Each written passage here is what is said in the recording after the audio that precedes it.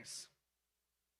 For me, for example, I have a real passion for meeting people where they are and leading them to where God wants them to be.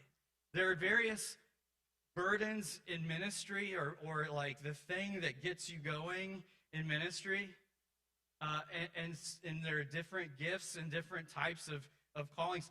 For me, it is the one-on-one meeting people where they are, hearing their spiritual stories and their spiritual struggles, and just going through the mud with them.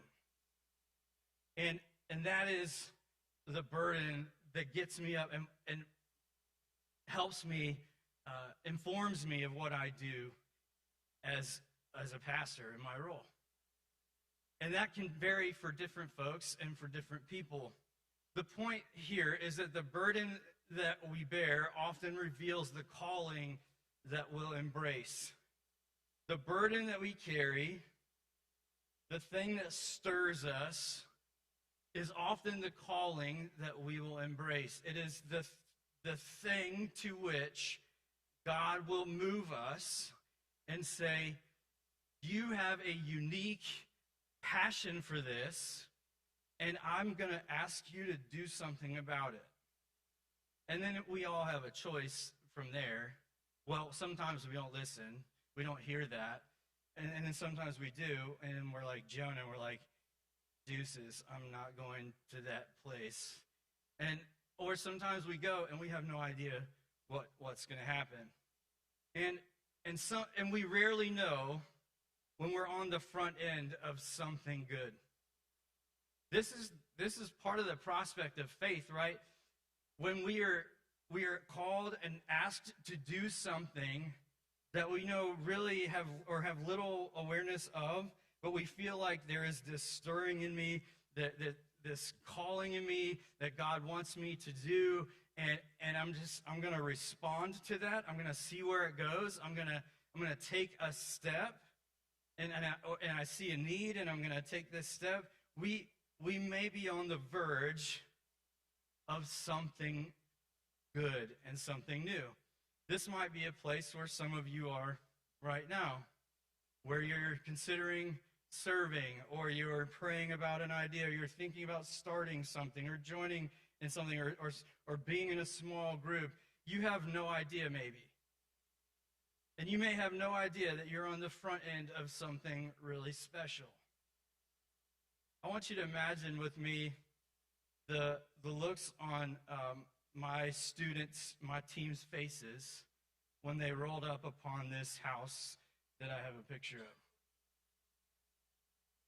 Maybe. The picture on the left is the front. The picture on the right is the backyard. And as I mentioned yesterday, our team was not building ramps.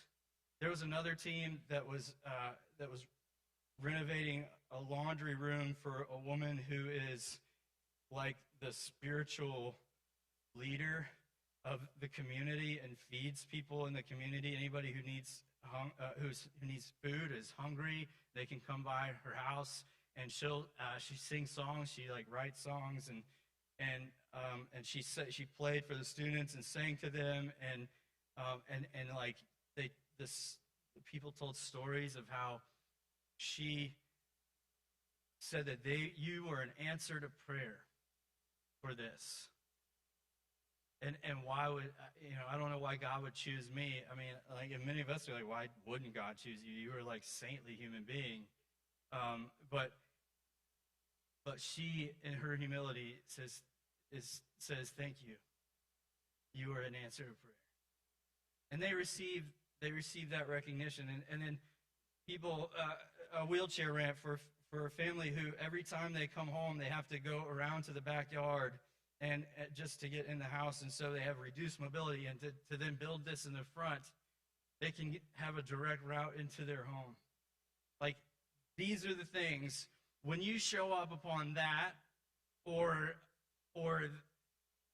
there's nothing that you can imagine, or you show up and you have literally like coloring books, and you're supposed to help run a camp for kids, for young kids, and there's very little kind of guidance or direction, and you've got to come up with it on the fly. That was another group, and you wonder what is this? But for many folks this past week, and many of us in our lives, we see a need, we see an opportunity, and we rise up to meet that need or to meet that opportunity. We take a step, and we may not know that we are on the verge of something good. That whatever that messiness is, God's going to do something with that. God's going to do something with me or with you, and then God's going to do something with this situation. If you recall, we're in this new series called The Good Work, and looking at the life of Nehemiah. Nehemiah is this ordinary man. He's with extraordinary access. So he is a cupbearer to King Artaxerxes in Persia, and he has the opportunity, or his brother Hananiah comes and tells him that their home is in ruins. And this affects Nehemiah in a profound way. And he decided in his heartbreak for his people that he couldn't sit by and do nothing.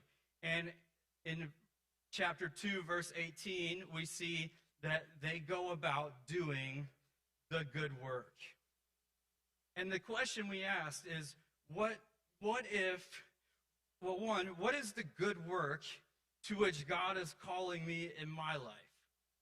And then how might I respond? How might I go about doing the good work? There was a lot of good work that happened this past week. There's a lot of good work that's going to happen next week with VBS. There's a lot of good work that's happening. Scouts just left on a trip. There's a lot of good work that's happening even on vacation, if you're just going as a family and you're riding in the car and people aren't killing each other because you are living missionally. It doesn't necessarily have to be from or at church. Hopefully you see that. But the idea is, if you're hungry to be a difference maker, to do more, or to maybe think about or see or observe how God is moving in your life and wants you to move in your life, then this is a series for you. Now, Nehemiah, there's some history, as I mentioned last week, and that informs what's going on here.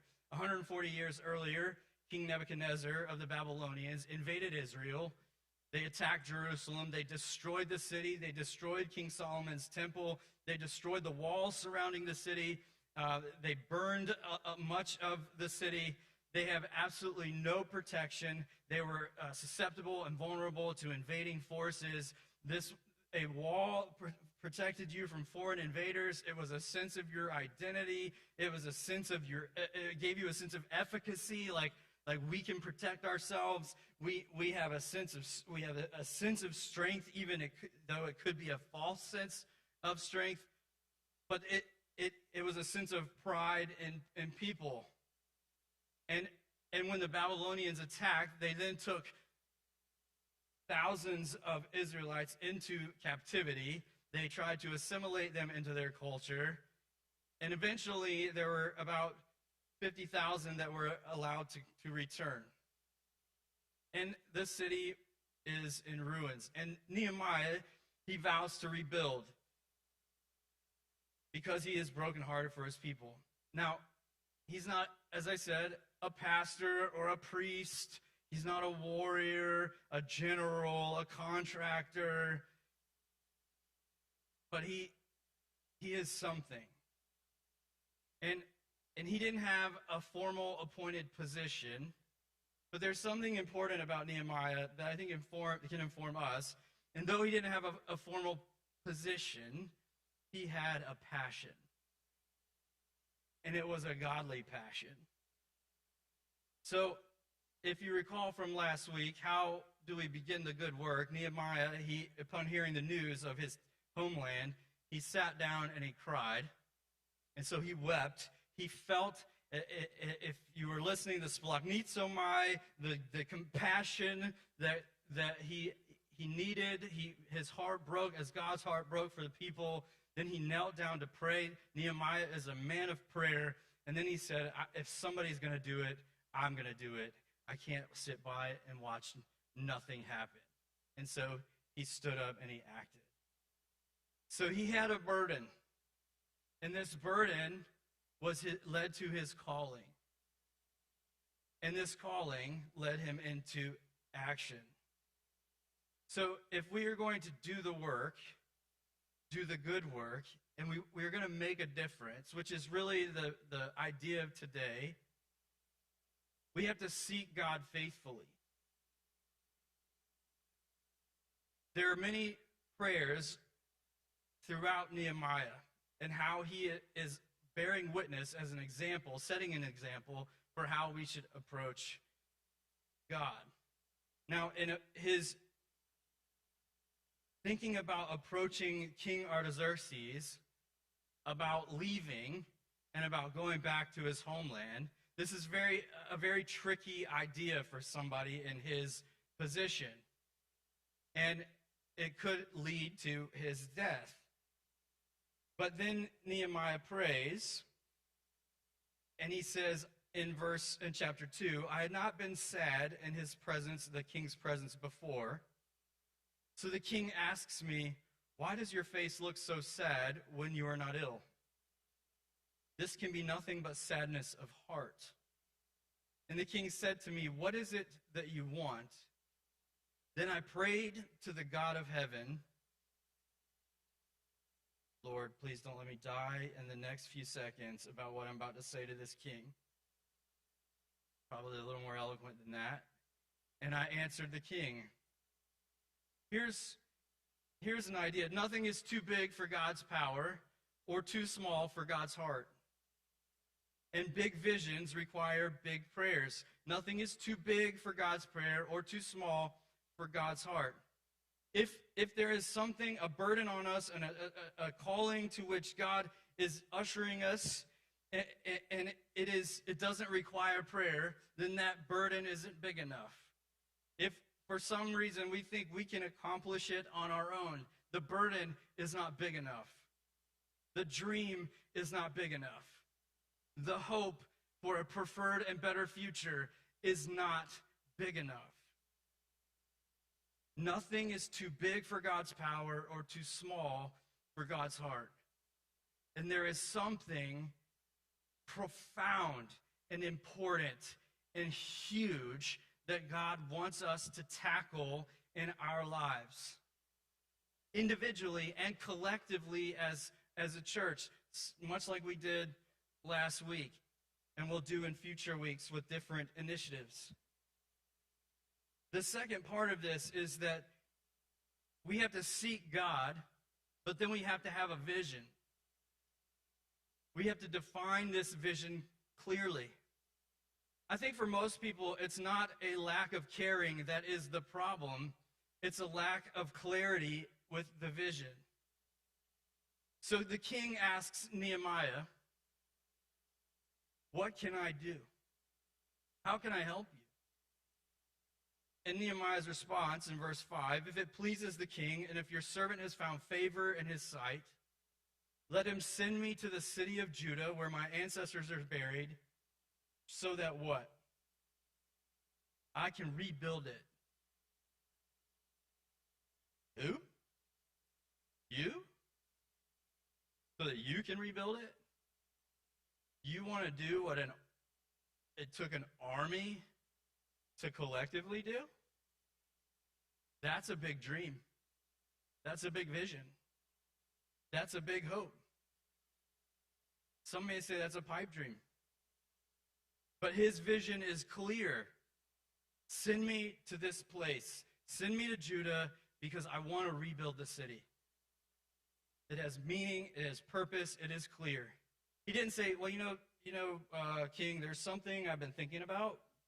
And, my Aunt Martha from Jerusalem, she has 3 kids, and like one of them, Mickey, sent me a link to this article. He's like doing a mission trip, and I'm kind of tired of pouring wine, and I've always wanted to travel, and so anyway, sending letters asking people to give, and I might just go and see if I can do something. And well, I'm not sure yet. I mean, Mickey and Martha said, since I knew you, maybe I could tell you about my idea. That's wishy-washy, right? Send me home so I can rebuild it. For most people, it's not a lack of caring, it's a lack of clarity. Here are some examples. What if you want to help children? Which ones? All? Those that don't have their basic needs met? Those who can't read? Those who don't have homes? Those who are abused? Where? In another country or here in our community? What does help actually mean? And then there are times where helping hurts, and are we aware of those times, and are we clear about the difference? And or what about those who need medical attention or education or needs or finding homes? It's more than just to say, I want to help children, or I want world peace. If we can't define it, we can't do it. And if our undefined goals are unattainable goals, we must be clear, and we must define, and we must do. So what is your burden? What is your calling? What is your good work? And what is it that God is leading you to do? Nehemiah was clear. Send me to Judah so I can rebuild this city. And make no mistake, some of us would sit in this room today and we would say, man, I'm just trying to make it to work on time in the mornings. Or I'm just trying to get 6 hours of sleep. Or 4. Or whatever. Or like, I'm just trying to do the little things. God, I appreciate what you're saying, but I'm not there. If you are there, you are somewhere. And make no mistake that God can use you wherever you are. You can see a need, see an opportunity, and you can act. And it may not be the final destination to which God is calling you, but it could be the first step. And God always calls unequipped, ordinary people who think, I am not capable, I'm not worthy of this, to do extraordinary things. Because these are the types of folks that realize, I can't do this alone. And I need God to help me. So, clarity is critical. If your vision isn't clear, people can't follow. Seek God faithfully, define the vision clearly. Make plans carefully. A goal without a plan is just a wish. Then the king with the queen sitting beside him asked me, how long will your journey take? And when will you get back? It pleased the king to send me. So I set a time. Here's his plan. I also said to him, if it pleases the king, may I have letters to the governors of Trans-Euphrates so that they will provide me safe conduct until I arrive in Judah. I need protection. And may I have a letter to Asaph, keeper of the royal park, so he will give me timber to make beams for the gates of the citadel, by the temple, and for the city wall, and for the residence I will occupy. I need materials. And because the gracious hand of my God was on me, the king granted my request, and I need God. His plan was clear. Time management, protection, provision, and providential God. There is no perfect plan. There never is. There just needs to be a plan. And sometimes the important thing is to do the next right thing. Whether it's in ministry, find out who's doing what, or a meeting, or take a tour, ask questions, or you have an idea, look it up on YouTube. I'm a YouTube engineer. If it's done on YouTube, I will risk it. Take an online class, find a mentor, or if you have a date, maybe take a bath, sell your video games, buy a collared shirt. Success isn't the accomplishment in the future, it's doing the right thing today. Seek God faithfully, define the vision clearly, make plans carefully, and finally, inspire people passionately. Nehemiah's path wasn't easy. People are wondering what's coming, who's going to oppose this. People are going to be discouraged, they're going to be distracted, they're going to be tired. They'll be asking, is this worth it? Is this even possible? Verse 17 says, "Then I said to them, you see the trouble we are in. Jerusalem lies in ruins, and its gates have been burned with fire. Let us rebuild the wall of Jerusalem, and we will no longer be in disgrace. I also told them about the gracious hand of my God on me, and what the king has said to me." He inspired people to believe that God is for them, not against them, and that God is with them, and that God's empowering them to do something that matters. I cannot rebuild this city without you. And God has provided a way and a path to this point. I could be dead right now, and I'm not, and I'm speaking to you. God is with us to make this difference.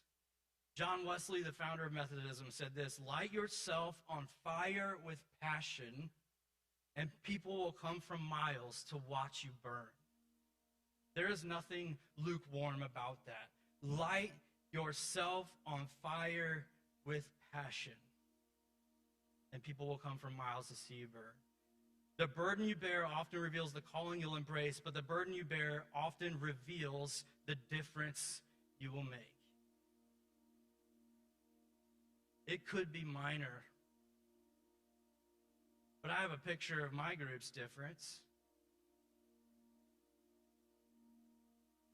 That was in 2 days, because we're awesome. They didn't complain. This house was abandoned, but they just saw an opportunity. Some were there because they needed community service hours. Some were there because mom or dad told them. Some were there because they were bored. Some were there because they wanted to be there and they were happy to be there. But everybody served. Somebody's going to live in that house one day after a lot of work done to that house. And we were the first step. The first step in a long journey to rebuild a dream that God has. And we're just one step along the way. And that's the truth for each and every person here. The question is, how are you going to take that step to do the good work?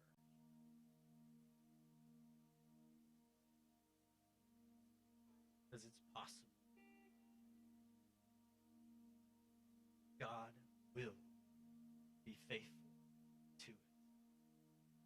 Amen?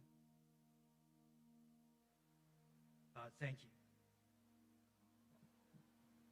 Thank you for the privilege to serve. I know it's easy for us to get wrapped in our worlds, and each day we can be busy and we don't think about these things and about the bigger picture, and it's just easy for one day to turn into many days, weeks, and months, and then a year. And so God, shake us from our routine. Stir us into serving. Help us to take a step forward, whatever that is, and however that's defined and clarified, in the ways that you speak to us individually in this. In your name we pray. Let's stand together.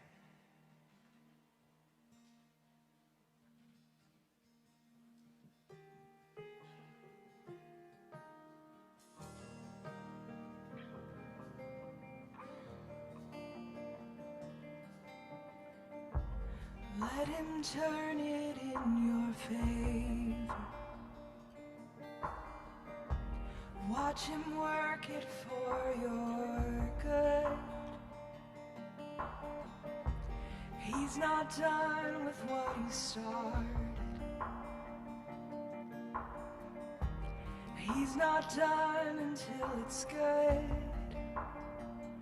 So hello peace, hello joy, hello love, hello strength, hello hope, it's a new horizon. Hello peace, hello joy, hello love, hello strength, hello hope, it's a new horizon. If you're ready for a break, open up and just receive. Oh, what he's pouring out is nothing you've ever seen. You've ever seen. So hello peace, hello joy, hello love, hello strength, hello hope, it's a new horizon. Hello peace, hello joy, hello love, hello strength, hello hope, it's a new horizon. We believe it, yes.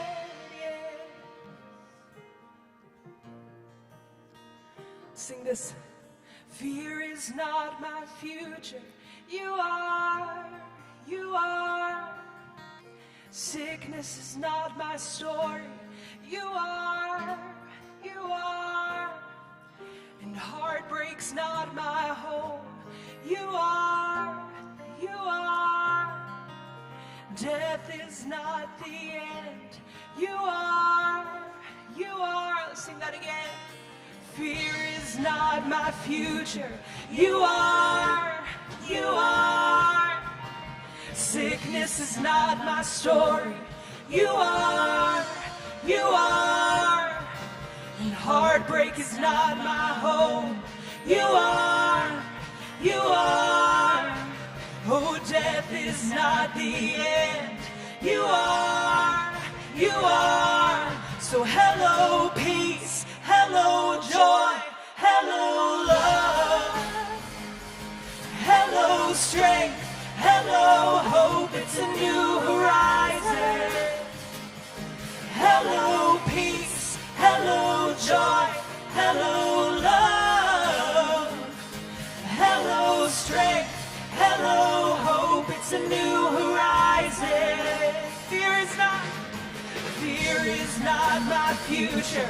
You are, you are. Sickness is not my story. You are, you are. And heartbreak is not my home. You are, you are. Oh, death is not the end. You are, you are. Yes, thank you, Jesus.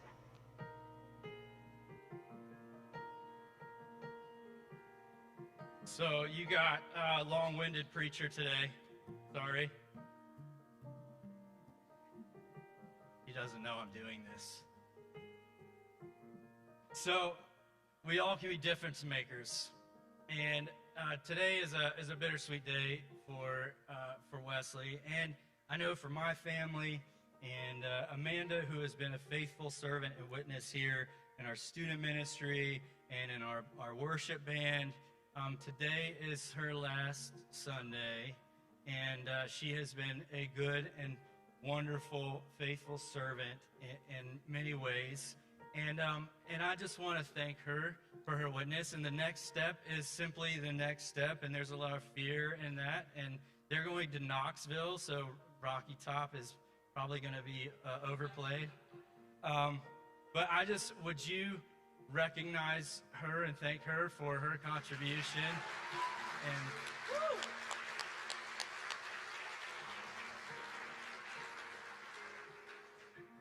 following the service in the student ministry room, there'll be a reception put on by the student ministry to celebrate Amanda and Dusty and Evan and Ella and what they've meant to the student ministry and to our church. And you all are invited to go and thank her and them in that time. I leave you with the same blessing that I offered last week, a Franciscan blessing. May God bless you with this comfort at easy answers, half-truths, and superficial relationships, so that you may live deeply within your heart. May God bless you with anger at injustice, oppression, and exploitation of people, so that you may work for justice, freedom, and peace. May God bless you with tears to shed for those who suffer from pain, rejection, starvation, and war, so that you may reach out your hand to comfort them and to turn their pain into joy.